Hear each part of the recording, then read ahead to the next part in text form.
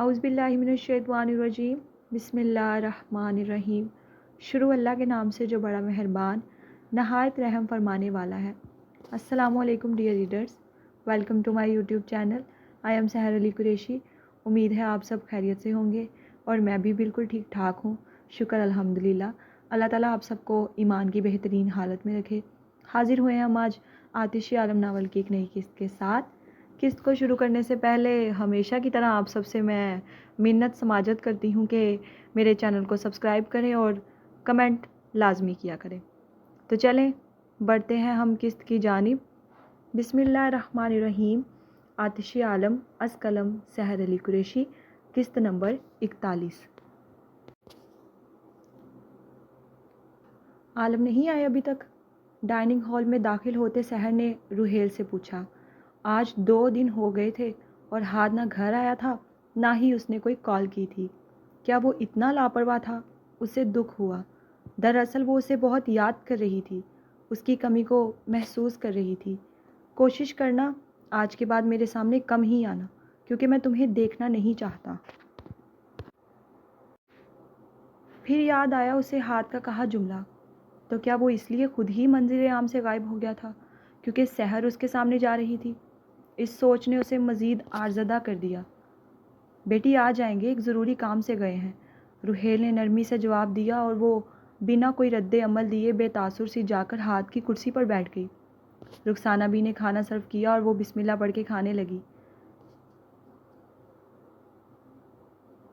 انہیں آ لینے دو، ناک میں دم نہ کر دیا تو میرا نام بھی سحر یوسف نہیں۔ اندر ہی اندر وہ پلان بناتی سوچ چکی تھی کہ ہاد عالم کو سیدھا کیسے کرنا ہے۔ انہیں کیا لگتا ہے میں ہمارے رشتے کو یوں ہی اختلافات کی نظر کر دوں گی؟ میں نے یہ نکاح پوری نیت اور خلوص سے کیا ہے۔ اب وہ چاہیں یا نہ چاہیں انہیں اس رشتے کو عمر بھر نبھانا ہوگا، بالکل ویسے ہی مخلصی کے ساتھ جیسے میں نبھانے کا ارادہ رکھتی ہوں۔ میں کمپرومائز نہیں کروں گی اور نہ ہی وہ مجھ سے ان بیویوں کی طرح توقع رکھیں کہ میں کمپرومائز کر کے اپنی پوری زندگی تیاگ دوں گی۔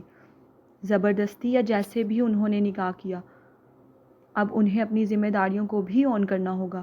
میں بیوی ہوں ان کی، وہ اس طرح سے مجھ سے غافل نہیں رہ سکتے، میں رہنے ہی نہیں دوں گی۔ مگر وہ کیا جانتی تھی کہ وہ ہاد عالم کی زندگی میں وہ مقام رکھتی ہے جو ایک بادشاہ کے سر پر موجود اس کے ہیروں سے سجے تاج کا ہوتا ہے۔ اور ہاد بن رافع عالم سحر یوسف سے کبھی غافل ہو جائے ایسا سوال ہی پیدا نہیں ہوتا۔ دل ہی دل میں وہ ہزاروں تانے بانے بنتی ساتھ ساتھ کھانا کھا رہی تھی۔ چہرے سے اداسی صاف چھلک رہی تھی۔ کھانا کھانے کے بعد ہمیشہ کی طرح اس نے دعا مانگی اور شکر خدا کیا۔ پھر ڈائننگ ہال سے نکلتی باہر گارڈن میں چلی گئی۔ وہاں موجود سیاہ جھولے پر بیٹھتے ارد گرد پھولوں کو بے دلی سے دیکھنے لگی۔ آج ان پھولوں کو دیکھ کر اس کے چہرے پر مسکان نہیں آئی تھی جو ہمیشہ اس کے چہرے پر آ جایا کرتی تھی۔ وجہ اندرونی افسردگی اور اداسی تھی۔ جب انسان اندر سے اداس اور دکھی ہو تو ارد گرد کے مناظر کتنے ہی حسین کیوں نہ ہو اسے خوش نہیں کر پاتے، اور اس وقت سحر کا حال بھی کچھ ایسا ہی تھا۔ وہاں بیٹھے اسے کتنی ہی دیر گزر چکی تھی، یہاں تک کہ وہ 3 کپ چائے پی چکی تھی اور اب میڈم کو گھبراہٹ ہونے لگی تھی۔ اتنی چائے مت پیا کرو سحر، اسی وجہ سے تمہارا دل گھبراتا ہے۔ ہاتھ کا ایک اور ہمیشہ کہا جانے والا جملہ سماعت سے ٹکرایا تو وہ جھنجھلا اٹھی اور پھر وہی جھولے پر نیم دراز ہوتی سوتی بن گئی، کیونکہ اس کا اوپر جانے کو دل نہیں چاہ رہا تھا۔ اوپر پورشن جیسے اسے کھانے کو دوڑ رہا تھا۔ وجہ ہاد عالم کی غیر موجودگی تھی۔ وہ جیسے اس کی یادوں سے پیچھا چھڑوانے کے لیے یہیں سونے کی کوشش کر رہی تھی، مگر ہاد عالم کا چہرہ اور اس کی یادیں آکٹوپس کی طرح اس کے ساتھ لپٹی ہوئی تھیں، جن سے پیچھا چھڑوانا ناممکن سا امر تھا۔ کتنی ہی دیر وہ خود کو اس کی یادوں سے دور بھگانے کی کوششوں میں جونجتی بالآخر کامیاب ہو کر نیند کی وادیوں میں گم ہو گئی۔ اور پھر کئی گھنٹے گزر گئے اور وہ وہیں جھولے پر ہی سوئی رہی، بے نیاز۔ رات کے دوسرے پہر کا آغاز ہوا تو ٹھنڈ نے مزید زور پکڑنا شروع کر دیا۔ بڑھتی خنکی سے سحر کے سوئے وجود نے سردی محسوس کی تو اس کی آنکھ کھل گئی۔ ارد گرد نظر دوڑا کر دیکھا تو کافی رات ہو چکی تھی۔ نیند میں ڈوبی سراب آنکھیں اس نے آسمان کی جانب دوڑائیں اور چاند کی دشا بدلے دیکھی تو انکشاف ہوا کہ کئی گھنٹے گزر چکے ہیں۔ چاند آدھے سے زیادہ اپنا سفر طے کر چکا تھا اور آسمان کی دوسری اور جا چکا تھا۔ ہاں، مگر اس سیاہ چادر پر تارے ہنوز اپنی اپنی جگہوں پر براجمان تھے۔ اس طرح یہاں سونے سے اسے اس رات کا واقعہ یاد آ گیا جب وہ صوفے پر سو رہی تھی اور آدھی رات کو ہاتھ گھر لوٹا تھا۔ سحر کو سوئے دیکھ وہ اسے خود باہوں میں بھر کے اس کے کمرے میں چھوڑ کر آیا تھا، اور اب آدھی سے زیادہ رات گزر جانے کے بعد بھی جب وہ ہنوز وہیں سوئی ہوئی تھی تو اس کا مطلب وہ آج بھی نہیں آیا۔ کم سے کم سحر نے تو یہی نتیجہ اخذ کیا تھا۔ وہ تیزی سے اٹھی، چہرے پر بے سکونی اور اداسی دوبارہ عود آئی تھی۔ وہ گارڈن سے باہر نکلی تو اکتائی سی تھی۔ اس کو ہر بات پر وہ کیوں یاد آ رہا تھا؟ جب اس نے اسے یاد نہیں کیا تو وہ کیوں اسے یاد کر رہی تھی؟ زینے چڑھتی اپنے کمرے میں آئی، وال کلاک پر نظر دوڑائی تو گھڑی 2 کا ہندسہ عبور کر چکی تھی۔ ایک لمحے کو کمرہ اسے کاٹ کھانے کو دوڑا تھا۔ ایک گہری سرد سانس چھوڑتے وہ بے دلی سے اندر آئی۔ عجیب تنہائی محسوس کرتے اس نے آگے بڑھ کے تمام کھڑکیوں کو کھول دیا۔ ٹھنڈی ہوا کے جھونکے اندر آئے مگر اسے بے سکونی اور اداسی کو زائل نہ کر سکے۔ یہاں حتیٰ کہ وہ دوبارہ پیر پٹک کے کمرے سے باہر نکلی اور زینے چڑھتی چھت پر چلی گئی۔ پوری چھت کا راؤنڈ لگاتے وہ خامخواہ باہر جھانک رہی تھی۔ بڑے بڑے روشنیوں میں نہائے بنگلوں کو دیکھتی وہ کہیں اور ہی کھوئی ہوئی تھی۔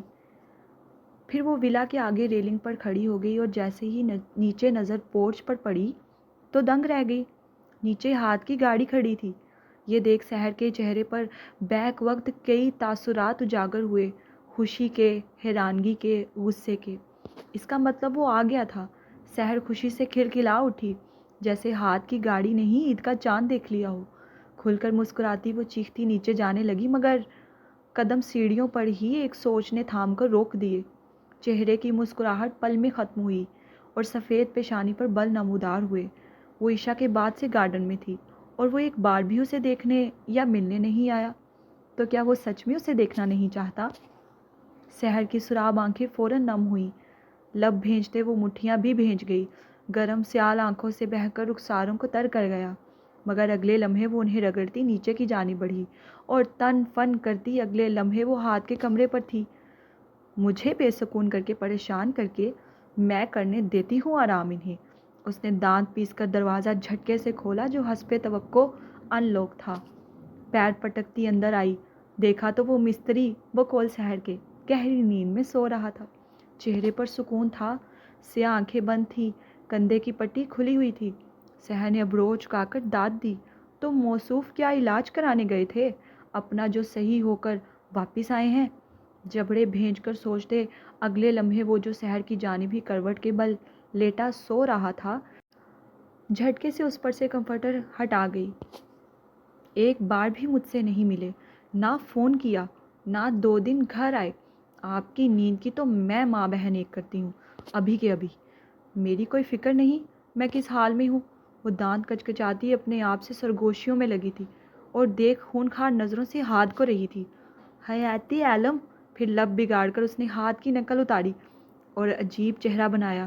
مٹھی میں دبوچا کمفرٹر اس نے سائڈ میں پھینکا اور اسے اٹھانے لگی۔ عالم! عالم اٹھیں! اسے ہلاتی وہ اٹھانے لگی۔ عالم جو گہری نیند میں سویا تھا، آدھی رات کو اس کے کمرے میں آ کر وہ اسے جگا رہی تھی۔ مسلسل اس کا کندھا ہلاتی وہ اسے جگانے کی کوشش کر رہی تھی۔ اٹھ بھی جائیں، کیا فیم کھا کر سوئے ہیں یا نشہ کیا ہے؟ اس کے چہرے کے قریب تھوڑا سا ناک کر کے سونگتی وہ تڑک کر کہہ رہی تھی۔ اسے کسی طرح بس نہیں چل رہا تھا کہ ہاتھ کو پانی میں ڈبو کر جگا دے۔ عالم! وہ پھر سے اسے زور زور سے ہلاتے پکارنے لگی مگر اس کی نیند نہ توڑ سکی۔ کیا سارے گدھے گھوڑے بک گئے ہیں جو اس طرح سو رہے ہیں؟ اس نے دانت پیس کر تیش سے کہا مگر وہ ہنوز سویا رہا۔ عالم! سحر بے صبر ہو کر اسے دیکھنے لگی، کیا کرے؟ مگر پھر اچانک اس کی سراب آنکھیں چمکی تھیں اور اگلے ہی لمحے وہ اس کے کان کے قریب اپنی پوری طاقت سے چلائی تھی۔ عالم! عالم جو خواب خرگوش کے مزے لوٹ رہا تھا اور اسے لگا اس کے کان کا پردہ پھٹ گیا ہے۔ اگلے لمحے وہ تیزی سے ہڑبڑا کر اٹھ بیٹھا اور اپنے کان میں کھجلی کرنے لگا۔ کئی لمحے اس کا کان نارمل پوزیشن میں واپس نہیں آیا تھا۔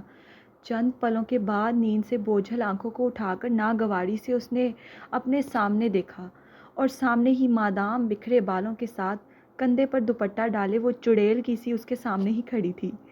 آج 3 دن بعد وہ سویا تھا اور اسے سوئے 1 گھنٹہ بھی نہیں ہوا تھا اور یہ وچ آ موجود ہوئی تھی۔ ہاتھ کی آنکھیں پل میں سنجیدہ ہوئیں اور پیشانی پر بے شمار بل نمودار ہوئے۔ اٹھ گئے آپ؟ شکر ہے، مجھے تو لگا تھا اب روزے محشر ہی اٹھیں گے اب، سینے پر ہاتھ باندھ کر ہتک آمیز لہجے میں کہتی وہ اس کے تن بدن میں آگ لگا گئی تھی۔ روزے محشر؟ وہ عجیب انداز میں بڑبڑایا تو وہ سر ہلا گئی۔ اگلے ہی لمحے وہ جبڑے بھینچتا جھٹکے سے سحر کو کلائی سے تھام کر قریب کھینچ گیا۔ How dare you! تمہاری اتنی ہمت کہ تم اس طرح سے میری نیند خراب کرو، اور تم یہاں اس وقت میرے کمرے میں کیا کر رہی ہو؟ ڈیئر تو آپ نے ابھی میری دیکھی کہاں ہے؟ سحر نے اپنی کلائی چھڑواتے تحمل سے جواب دیا۔ چلیں اٹھیں اور میرے ساتھ چلیں، اس نے حکمیہ انداز میں کہا، جس پر ہاتھ نے ابرو چکائے جیسے اس کی ہمت کو داد دے رہا ہو۔ پھر وہ بنا بحث کیے اسے نظر انداز کرتا دوبارہ لیٹنے لگا، کیونکہ بقول اس کے سحر کا تو کام ہی یہی تھا اسے پریشان کرنا، اس لیے وہ نظر انداز کرنے کا ارادہ رکھتا تھا۔ مگر اگلے لمحے دوبارہ چلا کر اس کے نظر انداز یا انداز کی دھجیاں اڑا گئی تھی وہ۔ عالم! اف! وہ لیٹتے لیٹتے دوبارہ بیٹھ گیا اور ہاتھ اپنے کان پر رکھ گیا۔ مسئلہ کیا ہے تمہیں؟ سو کیوں نہیں رہی؟ یہاں کیوں نمودار ہو گئی ہو؟ وہ تڑک کر غصے سے گویا ہوا۔ لہجے سے کافی بیزار معلوم ہوا سحر کو۔ 2 پل سکون کے نصیب نہیں ہے مجھے تمہارے ساتھ۔ اب لہجہ رند گیا تھا اور سحر نے مٹھیاں بھینج کر سیخ پا ہوتی اسے دیکھا تھا، جو انڈائریکٹلی اسے بے سکونی کی وجہ کہہ رہا تھا، اور اب تو وہ اسے چھوڑنے کا بالکل ارادہ نہیں رکھتی تھی۔ سونے تو وہ اس پہر اسے نہیں دے گی، چاہے جو ہو جائے۔ میرے ساتھ چلیں اور مجھے چوڑیاں دلائیں۔ سحر نے سینے پر ہاتھ باندھتے اسے اس وقت نمودار ہونے کی وجہ بتائی۔ یہ کہنا زیادہ بہتر ہوگا کہ خواہش رکھی۔ واٹ؟ ہاتھ نے الجھ کر اسے دیکھا جیسے اس کی بات کا یقین نہ آیا ہو۔ یس، سحر نے بھی اسی کے سے انداز میں جواب دیا۔ خاموشی سے جا کر اپنے کمرے میں سو جاؤ اور دوبارہ مجھے یہاں نظر مت آنا۔ گھڑی پر وقت دیکھتے ہاتھ نے دھاڑ کر کہا جو 2 بجا رہی تھی، اور دروازے کی جانب اشارہ کیا۔ اس کی دھاڑ کو کسی کھاتے میں نہ لیتی وہ آگے بڑھی اور اس کے بازو سے پکڑ کر اسے کھینچنے لگی، وہ بھی وہ والا جس کی پٹی اس نے آج ہی کھلوائی تھی۔ ہاتھ کو درد کا احساس ہوا مگر لب بھینج کر وہ ضبط کر گیا، جو کسی طرح اس کا احساس نہیں کرتی تھی، اور خود وہ اس کی ذرا سی تکلیف پر تڑپ جاتا تھا۔ ہاں، کیونکہ وہ تو اس سے پیار کرتا تھا، اور سحر کو کہاں اس سے پیار تھا۔ مجھے نہیں پتا، میرے ساتھ چلیں، مجھے چوڑیاں لے کر دیں۔ بچوں کو جیسے اسے کھینچتی وہ معصومیت کے سارے ریکارڈ توڑتی ضد کرنے لگی، اور اس کے لہجے میں ہاتھ کو کہیں سے بھی شرارت یا اسے تنگ کرنے کا عنصر نظر نہیں آ رہا تھا۔ اور یہاں وہ دی گریٹ گینگسٹر ہاد عالم سحر گرگٹ کو پہچاننے میں چوک گئے تھے، کیونکہ اداکاری کرنے میں تو وہ ماہر تھی۔ ایسا اس کا بھائی کہا کرتا تھا۔ کاش بنیامین نے اسے یہ بھی بتایا ہوتا کہ وہ ڈرامے باز بھی بلا کی ہے۔ ہا ہا! ہاتھ اس کی اس حرکت پر اش ہی کر اٹھا تھا اور اس کی نیند بھگ سے اڑ گئی۔ وہ اسے مسلسل اپنے پورے زور سے کھینچتی ایک ہی بات کر رہی تھی، مجھے چوڑیاں لے کر دیں۔ ہاتھ گہری سانس کھینچ گیا، پھر اس کا وہی ہاتھ تھام کر نرمی سے استفسار کرنے لگا، تمہیں چوڑیاں کیوں دلاؤں میں؟ کیونکہ آپ میرے شوہر ہیں اور آپ کا فرض ہے میری خواہشات کو پورا کرنا۔ ایسی بے وقت خواہشیں پوری کرنے کا میں قائل نہیں ہوں۔ سو جاؤ جا کر، اس کے بال کانوں کے پیچھے ریستے ہاتھ نے سنجیدگی سے کہا، اور اس کی کلائی چھوڑ دی۔ مجھے ابھی اسی وقت چوڑیاں چاہیے اور آپ مجھے دلانے لے کر جا رہے ہیں، اور یہ میرا آخری فیصلہ ہے۔ جھٹکے سے اس کا گریبان پکڑتے سحر نے اس کی آنکھوں میں آنکھیں گاڑ کر کہا۔ ہاتھ نے درشتی سے اسے پہلے اپنے گریبان کو پھر اس کے ہاتھوں اور چہرے کو دیکھا تھا۔ تم جانتی ہو یہاں ہاتھ ڈالنے والے کا انجام کیا کرتا ہوں میں؟ ہاتھ نے سرخ ہو رہی سی آنکھوں سے مشتعل ہوتے استفسار کیا، مگر کیا فائدہ؟ یہ ڈائیلاگ تو تب بولنا چاہیے تھا جب پہلی بار اس نے گریبان پکڑا تھا، اب تو وہ کئی بار پکڑ چکی تھی، اس لیے بے وقت جملے سے سحر کو کوئی فرق نہیں پڑا تھا، اور سامنے موجود لڑکی کو کہاں پرواہ تھی اس کی، وہ تو بس اپنے کام کی سگی تھی، باقی ہاتھ بن رافع عالم جائے بھاڑ میں۔ اوہ کم آن عالم، اپنی یہ گینگسٹر گری نا میرے سامنے آپ نہ ہی کھولا کرے تو اچھا ہے، کیونکہ سحر یوسف تو کسی کے، اور اس کا جملہ مکمل ہونے سے پہلے ہی ہاتھ نے اس کے ہونٹوں پر ہاتھ رکھ دیا تھا، کیونکہ اس کا یہ جملہ سن سن کے اس کے کان پک گئے تھے، بلکہ برباد ہو گئے تھے۔ اس وقت چوڑیاں نہیں ملیں گی، ساری دکانیں بند ہو گئی ہیں، جا کر سو جاؤ، صبح تمہارے لیے چوڑیاں لے آؤں گا۔ نرمی سے کہتے وہ دوبارہ لیٹ گیا اور اس کے پچکارنے پر سحر نے دانت کچکچائے، جیسے وہ تو جانتی ہی نہیں تھی اس سمے کیا ملے گا اور کیا نہیں۔ ہاتھ آنکھوں پر بازو رکھ کے لیٹ گیا۔ سحر کے دماغ میں ایک اور ترکیب آئی اور اگلے لمحے وہ دوپٹہ ہونٹوں پر رکھے انڈیا کی ایکٹر بن گئی تھی۔ مجھے ابھی اسی وقت چوڑیاں چاہیے، وہ رونے لگی تھی۔ اس کی روتی آواز پر ہاتھ نے فوراً آنکھوں سے بازو ہٹایا، اور اب تو وہ ہکا بکا ہی رہ گیا تھا، کیا یہ سحر یوسف ہی تھی؟ اس نے ضبط سے آنکھیں بند کر کے کھولی اور دم سادے اسے دیکھنے لگا، مگر بولا کچھ نہیں۔ اور وہ گرگٹ سحر اگلے ہی لمحے مزید رنگ بدل گئی تھی۔ فوراً آنسو صاف کرتی بولی، اگر آپ مجھے نہیں لے کر گئے تو میں یہ گھر چھوڑ کے چلی جاؤں گی، اور جیسے میں تمہیں جانے دوں گا۔ ہاتھ نے استہزائیہ انداز میں جواب دیا، آپ اچھی طرح جانتے ہیں مجھے۔ اس نے چمکتی آنکھوں سے اس پر ایک اور وار کیا۔ مطلب صاف تھا، پچھلی بار کا واقعہ بھول گئے ہیں کیا مستری صاحب؟ اس کے ایسا کہنے سے ہاتھ کے چہرے پر ہلکی تکلیف ابھری تھی، کیونکہ اسے کتوں والا واقعہ یاد آ گیا تھا، اور یہاں سحر نے شاطر مسکان پاس کی تھی، کیونکہ تیر سیدھا جا کر نشانے پر لگا تھا۔ پھر وہ فوراً پلٹی اور اس کے فوراً پلٹنے پر ہاتھ اپنے خیال سے باہر آیا۔ سحر، اگر تم نے ایک قدم بھی گھر سے باہر نکالا تو تمہاری قسم میں تمہاری ٹانگیں توڑنے میں ایک لمحہ بھی نہیں لگاؤں گا، and I really mean it.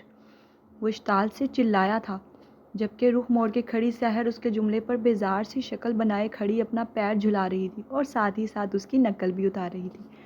تو ٹھیک ہے، اگلے 5 منٹ میں مجھے آپ نیچے ملیں، میں عبایا پہن کر آ رہی ہوں۔ اپنی بات کہتی وہ بنا اس کی ایک بھی سنے باہر نکل گئی، اور پھر واقعی اگلے 5 منٹ میں دی گریٹ ہاتھ بن رافع عالم صاحب نیچے ولا کے باہر ہی کھڑے اس کا انتظار کر رہے تھے، جو شاید برقع پہننے گئی تھی۔ چند منٹ وہ فون پہ کچھ ٹیکسٹ کرتا رہا، اور پھر اگلے لمحے ہی وہ سیاہ عبایا اور سیاہ حجاب پہنے باہر آئی تھی۔ اس کے بازو میں اپنا بازو حائل کرتے مسکرا کر بولی، چلیں؟ ہاتھ اس کی ان عنایتوں پر بس بے ہوش ہونے والا رہ گیا تھا۔ ان قریب میں پاگل یا دیوانہ ہو جاؤں گا۔ اس کی سراب آنکھوں اور گلابی لبوں کے گوشوں پر موجود مسکراہٹ کو دیکھتے وہ زیر لب بڑبڑایا، ہو ہی نہ جائیں کہیں پاگل آپ۔ وہ زیر لب سرگوشی کر گئی، جو ہاتھ نے بخوبی سنی تھی، اور اسے تیز نظروں سے سحر کو دیکھا تھا، جس کا جواب وہ شریر مسکراہٹ اس کی اور اچھال کر دے گئی تھی۔ پھر وہ اسے لیے گاڑی کی طرف بڑھنے لگا، جب وہ دوبارہ تقریباً چیخ اٹھی، نہیں! کیا نہیں؟ ہاتھ نے اسے دیکھتے پوچھا۔ مجھے بائک پر جانا ہے۔ اس نے اس کے کندھے پر سر رکھتے پیار سے ایک اور خواہش رکھی، وجہ اسے مزید پریشان کرنا تھا۔ کیا؟ اب ہاتھ ہتھے سے اکھڑا تھا۔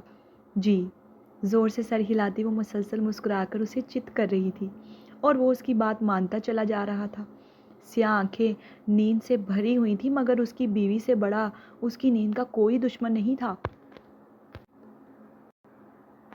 یہ بات آج ہاتھ عالم اچھے سے تسلیم کر گیا تھا۔ سحر، میرے بازو میں درد ہے، میں بائک نہیں چلا سکتا، ہاتھ نے سنجیدگی سے کہا، اور وہ اس کے ساتھ ایسے چپک کے کھڑی تھی جیسے اس سے بہت پیار کرتی تھی۔ کہاں؟ مجھے تو کہیں درد نظر نہیں آ رہا۔ سر اس کے کندھے کی جانب کرتی چھو کر کہنے لگی، بہانے بنانا بند کریں۔ اگلے لمحے اسے گھور گئی۔ میرے پاس بائک نہیں ہے سحر، ہاتھ نے اس کے جھکے سر کو دیکھتے مشتعل ہوتے جواب دیا، اور اگر تمہیں چوڑیاں چاہیے تو تم گاڑی میں جا رہی ہو، ورنہ ہم یہیں سے واپس چل رہے ہیں، وہ بکتا کر بولا تھا۔ اللہ اللہ، اتنے بڑے ڈان بنتے ہیں آپ، اور آپ کے پاس ایک بائک نہیں ہے؟ سحر نے تعصب سے کہا، اور سینے پر ہاتھ باندھی سائڈ پر کھڑی ہو گئی، جو کہ صاف نہ جانے کا اعلان تھا۔ جبکہ دوسری جانب ہاتھ اس کی حرکتوں کو برداشت کرتا صبر کی آخری حد پہ تھا۔ ایک لمحے کے لیے اس کے کان میں بنیامین کا جملہ ٹکرایا، لگتا ہے اس نے آپ کی ناک میں دم نہیں کیا، مگر کوئی بات نہیں، جلد کر دے گی۔ ہاتھ نے سحر کو غور سے دیکھا تھا۔ بنیامین نے اسے 18 سال کیسے برداشت کر لیا؟ مجھ سے تو 1 مہینہ نہیں کاٹا جا رہا، ہاتھ نے اندر ہی اندر خود سے پوچھا، مگر اگلے لمحے دماغ نے دہائی دی تھی کہ وہ تمہاری سحر ہے ہاتھ، تمہاری سحر۔ ہاتھ نے سرد سانس چھوڑی اور خود کو پرسکون کرنے کی ناکام سی کوشش بھی کی، اور پھر اس سے اگلے لمحے دی گریٹ ہاتھ عالم اپنے ایک ملازم سے بائک لے رہے تھے۔ اس دوران وہ اب خاموش ہو گیا تھا، مکمل جیسے اپنے غصے کو کم کرنے کی کوشش کر رہا ہو، اور وہ اس کی اتنی بات مان ہی کیوں رہا تھا؟ اندر ہی اندر خود سے سوال کرنے لگا، اس کی ناراضگی کی اتنی فکر کیوں ہو رہی تھی اسے؟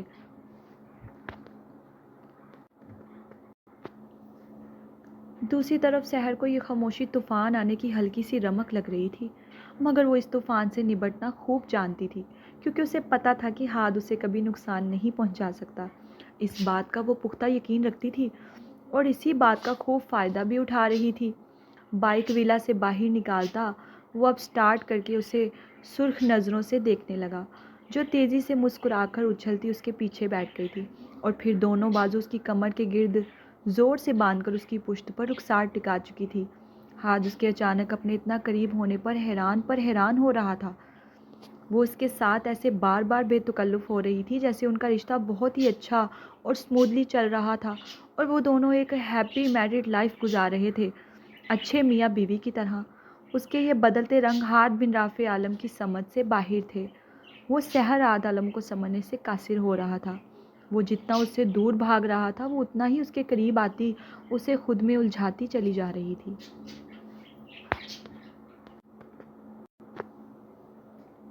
ہاتھ کے پورے وجود میں درد کی لہریں اٹھنے لگی تھی، پہلو کے زخم میں درد ابھر آیا تھا، کندھے پر بھی شدید درد ہونے لگا تھا، مگر ہمیشہ کی طرح سحر کی محبت، اس کا عشق سب پہ بھاری تھا۔ وہ ہر چیز نظر انداز کرتا، پسے پشت ڈالتا اس کی خواہش پر، رات کے اس پہر سنسان سڑک پر نکل آیا تھا۔ سحر اس کی پشت پر گال ٹکائے اس کے گرد بازو باندھے مسکرا کر ارد گرد کے مناظر دیکھنے میں مہو تھی۔ سڑکوں پر جلتی گاڑیاں، خوبصورت روشنیاں، خوشگوار ماحول اور سکون، اور یہ سکون تو ہاتھ کے ہونے سے تھا۔ وہ اس کے ساتھ تھا، اس کے پاس تھا، اور 2 دن کی اداسی اس کے قریب ہونے پر ختم ہو گئی تھی۔ سحر کی مسکراہٹوں سے وہ انجان نہ تھا۔ وہ تو پہلے ہی اسے خوش دیکھنا چاہتا تھا، مگر اس وقت وہ بہت سے مسائل میں گھرا ہوا تھا، بہت سے کام پینڈنگ تھے اس کے کرنے والے۔ کچھ دیر کی مسافت طے کرنے کے بعد وہ ایک مال کے سامنے رکے۔ مال کے اوپر والی چند منزلوں کی لائٹس بجھی ہوئی تھیں، مگر نیچے والی 3-4 منزلیں روشن تھیں، اور وہاں بہت ساری شاپس اوپن تھیں۔ ہاتھ نے سحر کا ہاتھ تھام لیا اور اسے لے کر اندر بڑھا۔ سحر کے چہرے کی خوشی دیکھنے لائق تھی، اور مسکراہٹ جدا ہونے کا نام نہیں لے رہی تھی۔ وہ اسے لے کر ایک شاپ پر آیا، اور وہ چمکتی سراب آنکھوں سے چوڑیوں بھری اس دکان کو دیکھنے لگی۔ دل چاہت ساری لے جائے۔ سحر نے رشک سے ارد گرد دیکھا۔ سحر، ہاتھ نے اسے پکارا، جو شاید صرف چوڑیاں دیکھنے ہی آئی تھی، خریدنے نہیں۔ ہاتھ نے پکارا تو وہ دکاندار کی جانب متوجہ ہوئی۔ میم، کون سا کلر؟ ریڈ کلر، سحر نے فوراً جواب دیا۔ لڑکے نے سر ہلاتے مختلف ڈیزائن کی سرخ چوڑیوں کے باکسز اس کے آگے رکھ دیے۔ سحر چہکتی انہیں چھو کر دیکھنے لگی۔ اس کی کھلکھلاہٹ پر پہلی بار ہاتھ کے چہرے کی سنجیدگی زائل ہوئی تھی، اور وہ متبسم ہوا تھا۔ چند پل ہونٹوں پر انگلی رکھتے سوچتے رہنے کے بعد اس نے بالآخر ان میں سے ایک ڈیزائن پسند کر لیا، اور وہ کانچ کی سرخ چوڑیاں اسے بہت پسند آئی تھیں۔ یہ والی۔ ہاتھ نے سکا سانس لیا تھا۔ اسے پیک کر دو۔ ہاتھ نے فوراً دکاندار سے کہا، مبادا وہ ابھی انکار ہی نہ کر دے کہ یہ نہیں پسند، دوسری دکان پر لے چلو۔ نہیں، مجھے ابھی پہننی ہے، سحر نے بدمزہ ہوتے انہیں ٹوکا۔ کتنی میم؟ دکاندار نے دوبارہ کوانٹٹی پوچھی۔ 2.5 درجن، دونوں ہاتھوں میں، سحر نے جواب دیا تو وہ گن کر نکالنے لگا۔ پھر اس نے چوڑیاں لے کر سحر کی جانب ہاتھ بڑھایا، پہنانے کی غرض سے۔ جواباً ہاتھ نے اسے اپنی تیز آتشی نظروں سے دیکھا تھا، جس پر وہ گڑبڑا گیا۔ ناگوار تو سحر کو بھی گزرا تھا، خیر وہ کون سا پہننے والی تھی۔ پھر دیکھا تھا سحر نے ہاتھ کو اس کے ہاتھوں سے چوڑیاں جھپٹتے، اور پھر وہ خود سحر کے دونوں ہاتھوں میں چوڑیاں پہنانے لگا۔ سحر خوش دلی سے اسے چوڑیاں پہن رہی تھی۔ چند ہی منٹوں میں اس کی سفید مومل کلائیاں سرخ چوڑیوں سے بھر گئی تھیں، اور آج پہلی دفعہ ہاتھ عالم کو سیاہ کے علاوہ کوئی اور رنگ پسند آیا تھا، وہ بھی صرف اس لیے کیونکہ وہ سحر کے ہاتھوں میں تھا۔ ایک لمحے کے لیے اس کی سرخ سہاگن سی کلائیاں دیکھ کر وہ بھی مبہم سا مسکرایا۔ پرفیکٹ، زیر لب کہتے اس نے جیب سے وائلٹ نکالا اور دکاندار کو پیسے دیے، اور اسے مختلف مکس رنگوں کی کچھ چوڑیوں کے 2 باکس بھی لے لیے. جن کی بابت سحر نے پوچھا تو وہ بولا تاکہ تمہیں جب دوبارہ یہ دوڑا پڑے تو میں نکال کر چوڑیاں دے دوں تمہیں. اس کی بات پر وہ ہلکی سی آواز میں ہنسنے لگی. نہیں، تب تو میں نہیں لوں گی. سحر نے کن اکھیوں سے اسے دیکھتے کہا تو ہاتھ جھٹکے سے گردن موڑ کر خون نشامی سے اسے دیکھنے لگا. سحر یہ بھی نہیں ہی ہے. اس نے باکسز کی جانب اشارہ کرتے بتانا ضروری سمجھا تو وہ کہکا لگا گئی. ہا ہا، ڈونٹ وری، مذاق کر رہی تھی میں. ہاتھ کا رخسار زور سے کسی بچے کی طرح کھینچتی وہ یہ جا وہ جا، جبکہ پیچھے وہ ہونکوں کی طرح اسے دیکھنے لگا. تاثر سے اسے دیکھتا وہ پیچھے پیچھے آنے لگا. آپ کتنے اچھے ہیں نا عالم، اس لیے میں آج کے بعد آپ کو مستری کہہ کر نہیں بلاؤں گی، ٹھیک ہے نا؟ اس کے قریب آتے سحر نے ہاتھ کا ایک بازو دوبارہ ہالے میں لیا اور اس پر سر ٹکائے محبت سے کہا. اس کی بات پر وہ سر جھٹک کے ہنسنے لگا. ریئلی؟ آپ کی کرم نوازی ہوگی، بہت شکریہ مادام. ہاتھ نے دل پر ہاتھ رکھ کے مشکور ہوتے کہا. 2 دنوں سے کہاں تھے آپ؟ اچانک یاد آ جانے پر سحر نے نتنے پھلا کر پوچھا، جبکہ دوسری جانب اس کی پہلی بار کوئی بیویوں والے سوال کرنے پر ہاتھ پہلے الجھا، پھر ٹھٹکا، پھر کھل کر مسکرایا. پہلی بار تم نے کوئی بیویوں والا سوال کیا ہے. I like it. ہاتھ نے مسلسل ہنستے تبصرہ کیا. جواباً سحر نے اسے قدرے خفگی سے گھورا. ضروری کام سے گیا تھا. پھر ہاتھ نے مختصر سا جواب دیا. ایسی کون سی مصروفیت تھی آپ کی جو 2 دن گھر نہیں آئے اور فون تک نہیں کیا؟ وہ یہ سوال بھی پوچھنا چاہتی تھی مگر نہ جانے کیوں پوچھ نہیں سکی. جھجک آڑے آ گئی تھی یا کچھ اور، یہ وہ ہی جانتی تھی. کچھ اور چاہیے تمہیں؟ وہ دونوں ابھی مال میں ہی تھے، صرف دکان سے باہر آئے تھے. نہیں، سحر نے لفظی جواب دیا اور وہ باہر کی جانب بڑھے. مجھے آئس کریم کھانی ہے. باہر آتے ہی اس نے کہا تو ہاتھ سنجیدگی سے اسے دیکھنے لگا. میں نے اندر پوچھا بھی تھا کچھ اور چاہیے، تب کیوں نہیں کہا؟ اندر سے نہیں کھانی نا، اس نے ضدی انداز میں لاڈ سے کہا. تو ہاتھ نے دانت پیسے. باہر سے کھانی ہے. اس کی نئی خواہش پر وہ آنکھیں گھما گیا اور باہر آیا. بائک پر بیٹھنے لگا تو وہ بولی. ادھر ٹہلتے ہیں نا، آگے کہیں آئس کریم پارلر ہوگا، اس نے کہا اور بنا اس کا جواب سنے ایک طرف کو چل پڑی. ہاتھ کو ناچار اس کے پیچھے جانا پڑا. اس کی چوڑیوں کی کھنکھناہٹ اسے بھلی لگ رہی تھی. وہ ہاتھ کو اپنی طرف متوجہ کرنا خوب جانتی تھی کہ وہ چاہ کر بھی اسے نظر انداز نہیں کر پاتا تھا. پہلو میں درد محسوس کرتا وہ باکسز کے شاپر بائک کے ہینڈل پر لٹکا کے پینٹ کی جیبوں میں ہاتھ ڈالتے اس کے پیچھے چل پڑا. پھر دائیں طرف انہیں ایک چھوٹا سا آئس کریم پارلر نظر آیا. وہ خوشی سے اس طرف چل پڑی اور اس کے ساتھ ہاتھ بھی. دکاندار کے پوچھنے پر اس نے کہا مجھے 7 مختلف فلیورز چاہیے، مکس. لڑکے نے عجیب نظروں سے سحر کو دیکھا تھا. عموماً لوگ 2 سے 3 فلیور ہی مکس کر کے کھاتے تھے مگر یہ پہلی کسٹمر آئی تھی جو 7 فلیور اکٹھے کھانا چاہتی تھی. دوسری طرف یہ ہاتھ کو آج سارے دکاندار آدمی اتنے برے کیوں لگ رہے تھے؟ کیا صرف اس وجہ سے کہ اس کی بیوی ان سے بات کر رہی تھی اور وہ اس سے؟ پھر اس آدمی نے ایک بڑا سا کپ لیا اور اس میں 7 مختلف فلیورز کے اسکوپ ڈال دیے. پھر اسے چاکلیٹ اور مختلف چیزوں سے سجا کر آئس کریم کے گرد ٹشو لپیٹتا اس کو تھما گیا. سحر نے خوشی سے دیکھا اور کھانے لگی. ہاتھ نے اسے پیسے دیے. ایک ان کے لیے بھی، چاکلیٹ فلیور، بلیک چاکلیٹ. سحر نے ہاتھ کے لیے بھی کہا مگر وہ بر وقت انکار کر گیا. جواباً سحر نے منہ بگاڑ کر اسے دیکھا اور پھر کندھے اچکا کر چل پڑی. آپ کو آئس کریم نہیں پسند؟ اس کے ساتھ چلتے وہ دونوں واپس بائک کے پاس جا رہے تھے جب سحر بولی. مجھے میٹھا نہیں پسند، ہاتھ نے بے لچک جواب دیا. سحر نے ایک نظر اسے دیکھا تھا، پھر ایک چمچ بھر کے آئس کریم کا اس کی جانب بڑھا گئی. ہاتھ نے ناگواریت سے آئس کریم کو دیکھا اور پھر سحر کو جس کی آنکھوں میں مان سا تھا. کھا لیں، کچھ نہیں ہوتا، اس نے مزید اصرار کیا ایک مسکراہٹ کے ساتھ. مجھے میٹھا نہیں. ابھی وہ بول ہی رہا تھا کہ سحر اس کے منہ میں آئس کریم ڈال گئی. اس اچانک ہوئی افداد کو اس سے پہلے ہاتھ سنبھلتا منہ میں مٹھاس گھل چکی تھی اور اس کی آنکھوں کو سیاہ کر گئی تھی. اس نے گھور کر سحر کو دیکھا جو اب پھر سے کندھے اچکا کر چل پڑی. ہاتھ بھی منہ بسوڑ کر آئس کریم نگلتا اس کے پیچھے آیا. اتنے میں ڈرائیور گاڑی لے آیا تھا. سحر نے پہلے گاڑی اور پھر ہاتھ کو دیکھا. میں بائک پہ واپس نہیں جا رہا، ہاتھ نے حتمی فیصلہ سنایا. ہاتھ کی تھکی سی حالت کو محسوس کرتے سحر کو بھی لگا کہ آج اس کے لیے اتنا ہی کافی تھا. اس لیے وہ خاموشی سے گاڑی میں بیٹھ گئی۔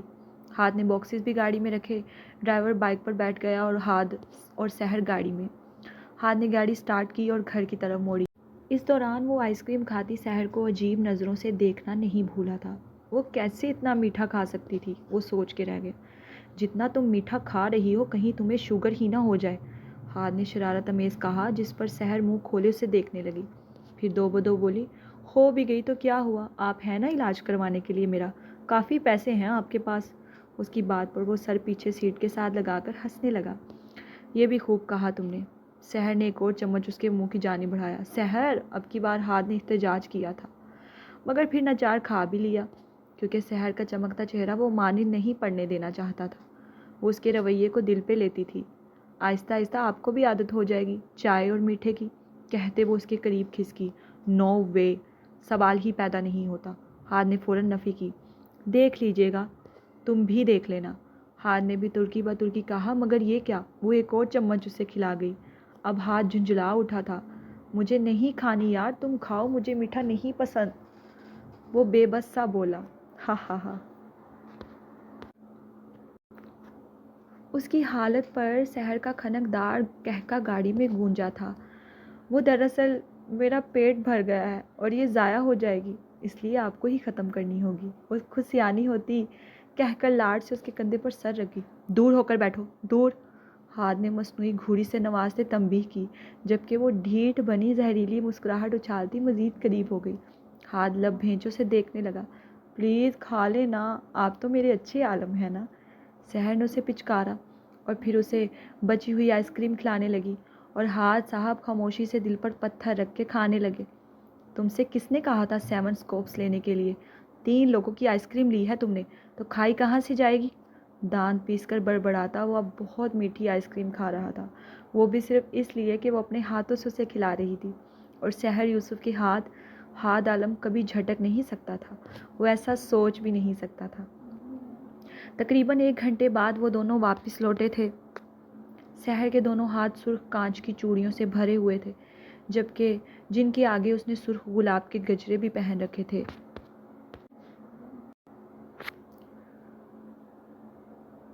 جو ابائی میں سے بھی نظر آ رہے تھے۔ یہ گجرے اس نے سگنل سے لیے تھے۔ اس کے کمرے میں پہنچ کر ہاد نے وہ شاپر اندر جا کر اس کے کبرڈ میں رکھ دیے، جبکہ وہ خود مزے سے بیڈ پر بیٹھی تھی، اپنی چوڑیاں کھنکھنا کر دیکھتی مصروف سی تھی۔ مبہم سی مسکراہٹ سے اسے دیکھتا وہ واپسی کے لیے کمرے سے باہر جانے لگا، جب اپنے نام کی پکار سنائی دی۔ عالم، وہ پلٹا۔ سحر مسکراتی بیڈ سے اٹھی اور قدم قدم چلتی اس کے پاس آئی۔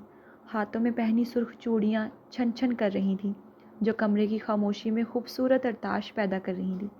اس کے قریب جا کر وہ بے اختیار ہاتھ کے سینے سے لگ گئی۔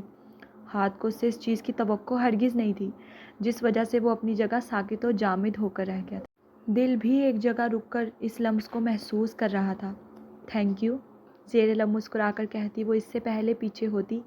ہاتھ کا فضول ٹوٹا تھا، اور اس لیے وہ اس کے جدا ہونے سے پہلے ہی جھٹکے سے اس کے گرد اپنے دونوں بازو باندھ گیا۔ ہاتھ کے اصرار پر وہ سوالیہ نظروں سے اسے دیکھنے لگی۔ چاہتی کیا ہو تم؟ ہاتھ نے اس کی سراب آنکھوں میں دیکھتے سنجیدگی سے پوچھا۔ لہجہ عجیب پر اسرار سا تھا۔ کچھ بھی نہیں، سحر نے عام سے انداز میں جواب دیا۔ آپ کو تھینک یو بولا ہے، شاید آپ کو راس نہیں آ رہا میرا تھینک یو۔ اب کی بار وہ تڑک کے بولی۔ تھینکس ایسے تھوڑی کہتے ہیں، ہاد نے شریر لہجے میں کہا۔ تو پھر؟ وہ معصومیت سے پوچھ بیٹھی، اور بس پھر۔ ہاد بن رافع عالم اس کے رخسار پر جھکا تھا اور شدت سے بھرپور لمسے روشناس کروا گیا۔ ہاد کے اچانک حملہ آور ہونے پر وہ بے ساختہ آنکھیں میچ گئی تھی۔ ایسے کہتے ہیں، پیچھے ہو کر کہتا دوسرے رخسار کی طرف لب لے گیا۔ اور ایسے بھی کہتے ہیں، دوسرے رخسار پر بھی بالکل ویسا ہی لمس چھوڑے وہ پیچھے ہوا، اور اس کی بند آنکھوں اور چہرے پر بکھرا گلال دیوانہ وار نظروں سے دیکھنے لگا۔ اس کے لمس پر وہ گویا پتھر کی مورت بن گئی تھی اور ساکت کھڑی رہی۔ ہاتھ کے لبوں پر زندگی سے بھرپور مسکراہٹ بکھری تھی۔ معصوم لڑکی، زیر لب مسکرا کر کہتا وہ واپس اس کو سینے سے لگاتے۔ اس کی کمر سہلانے لگا۔ ہاتھ کے واپس سینے سے لگانے پر وہ شرمگین سا مسکراتی اس کے سینے میں چہرہ چھپا گئی تھی۔ جاری ہے۔ چلیں جی ڈیئر ریڈرز، قسط ہو چکی ہے مکمل۔ امید ہے آپ سب کو پسند آئی ہوگی۔ کچھ الفاظ آگے پیچھے ہو جاتے ہیں تو درگزر کیا کریں، اور قسط کو پڑھنے کے بعد رائے کا اظہار لازمی کیجیے گا، کمنٹ لازمی کیجیے گا۔ جلد انشاءاللہ حاضر ہوں گے ایک نئی قسط کے ساتھ۔ مجھے دے اجازت، اللہ حافظ۔